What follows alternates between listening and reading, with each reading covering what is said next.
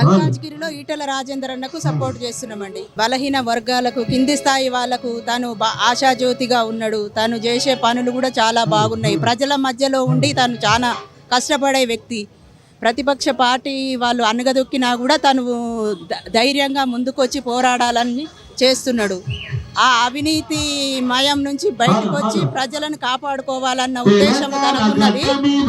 మోడీ గారి ప్రభుత్వం మనకు చాలా పెద్ద ఆదర్శము. అసలు ఆయన మహిళలకు, మన దేశానికి రక్షణగా ఉండి ఎన్నో బాంబు బ్లాస్టింగ్లకు రాకుండా కాపాడుతున్నాడు. మోడీ చాలా మనకు ప్రైమ్ మినిస్టర్ గా మళ్ళీ రావాలి. ఆయన కోసం ప్రజలు ఎంతకైనా పోరాడతారు. అది ఇప్పుడు తెలంగాణలో కూడా అందరికి బాగా ఇప్పుడు వాళ్ళకు మైండ్ సెట్ మారింది అన్నట్టు. ప్రజాసేవ ఏంది అనేది ఆయన వల్ల నేర్చుకున్నారు చాలా వరకు. ఇలాంటి వ్యక్తులని మనం వదులుకోవద్దు. మార్పు అనేది చాలా వస్తుంది వీళ్ళ వల్ల. బీజేపీ వల్లనే ప్రభుత్వం మారుతుంది, ప్రజలలో కూడా మార్పు వస్తుంది. చాలా వరకు మనకు చాలా మంచి పనులు జరుగుతాయి, మంచి చేస్తారు. ప్రజల కోసం పాటుపడే వ్యక్తులనే ఎన్నుకోవాలి మనం ఎప్పుడైనా.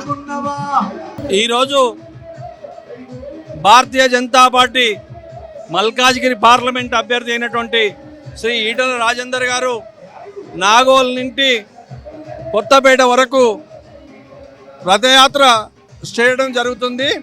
ఈ యాత్రలో సందర్భంగా ప్రజలు తండోపతండవ్వలుగా ఆయనది ఇది ఎలక్షన్ ప్రచారంగా లేదు, వారు గెలిచినాక మనం ర్యాలీ తీస్తాం చూడు, ఆ విధంగా ఈరోజు ఎల్బీ నగర్లో జరుగుతుంది. కాబట్టి మల్కాజ్గిరి పార్లమెంట్లో రోజు రోజుకు ఈటల రాజేందర్ గారి పైన బాగా సానుభూతి, అట్లే భారతీయ జనతా పార్టీ నరేంద్ర మోడీకి ఓటేయాలని ఆల్రెడీ ప్రజలు డిసైడ్ అయ్యారు. ఆ డిసైడ్ అయిన సందర్భంలో ప్రజలు తండోపతండోపలుగా వారికి ఆశీర్వాదం కూడా జరుగుతుంది. ఇక్కడ ఏ మాత్రం కూడా వేరే పార్టీ వాళ్ళు ఇప్పటి వరకు కనీసం ప్రచారం కానీ ఎక్కడ కూడా దరిదాపులో కూడా లేరు ఈటల రాజేందర్కు. ఈరోజు భారతదేశం చరిత్ర అన్ని దేశాలకు తెలిపిన వ్యక్తి అంటే మోడీ గారు. ఆయన పేరు మీద 500 సంవత్సరాల గుడి కేసు ఉన్నా కొట్టాడకుండా ధైర్యంగా ఎవరికి పంచాయతీ తెలవకుండా పంచాయతీ సాఫ్గా చేసి ఈరోజు గుడి కట్టిందంటే 500 సంవత్సరాలు తర్వాత. మన భారతదేశంలో ముస్లిం మహిళలకు ఎంత శిక్ష ఇచ్చినంటే నీకు జీవితంలో ఎవరు ఇయ్యరు. అందులో మహిళా రిజర్వేషన్ కానీ, మళ్ళా జనంలో రోజు ఫ్రీ, నెలకు మనిషికి 5 కిలోల బియ్యము ఏ గవర్నమెంట్ ఇయ్యది. 5 కిలోల బియ్యం తీసుకొని బయట కొంటే 250 రూపాయలు అవుతుంది, మన దగ్గర కొంటే 10 రూపాయలు ఫ్రీ, అంటే 250 రూపాయలు నెలకు ఫ్రీ ఇచ్చినట్టే. ఈ కాంగ్రెస్ వాళ్ళు అది చెప్తారు. కాంగ్రెస్ వాళ్ళు ఎక్కడ చేస్తున్నారు? కాశ్మీర్ విషయం బయట పెట్టలే. ఆ కాశ్మీర్ విషయం 5-6 సంవత్సరాల్లో దాన్ని వచ్చాడు. ఈరోజు తెలంగాణవి రేపు వచ్చే ఎమ్మెల్యే ఎలక్షన్లకు పునాది. ఈరోజు హైదరాబాద్ కానీ మొత్తం 12 సీట్లు పార్లమెంటు గెలుస్తామనేది మా మొండి ధైర్యము.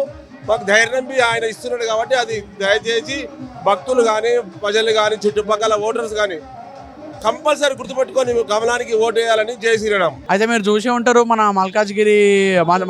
మల్కాజ్గిరి పార్లమెంట్లో బీజేపీ హవా ఎట్లా నడుస్తుందో. నిజ విశ్వరూపం అంటే ఇప్పుడు మన కమలం పువ్వు జెండా యొక్క విశ్వరూపం చూసే ఉంటారు మీరు. ఇప్పుడు యువతకి మెయిన్ ఇప్పుడు మన ఒక ఎంప్లాయ్మెంట్ లేదు.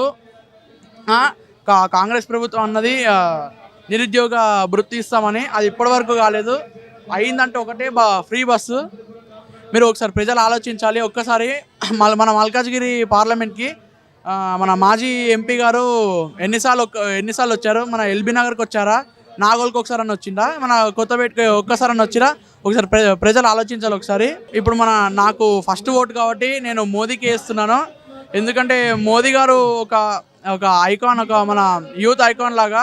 ఇప్పుడు మీరు చూసి ఉంటారు ఎడ్యుకేషన్ ఇవన్నీ యూత్ అంటే ఇప్పుడు బీజేపీ వైపే అందరూ. యూత్ అంటే ఇప్పుడు అందరూ బీజేపీ వైపే ఉన్నారు. అందరికీ భారత్ మాతాకి జై, జై శ్రీరామ్.